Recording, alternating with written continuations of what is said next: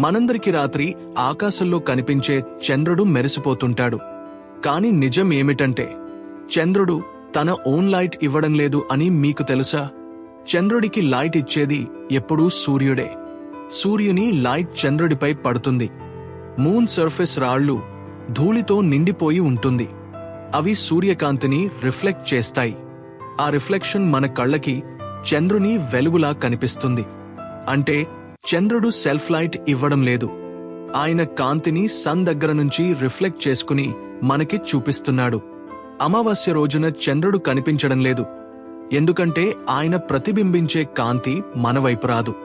కాని పౌర్ణమి రోజున మాత్రం చంద్రుని మొత్తం భాగం సూర్యకాంతిని ప్రతిబింబించి మనం చాలా ప్రకాశంగా చూస్తాం. అందుకే చంద్రుడికి తన స్వంత కాంతి లేకపోయినా సూర్యకాంతిని ప్రతిబింబిస్తూ మన రాత్రి ఆకాశాన్ని అందంగా వెలిగిస్తాడు.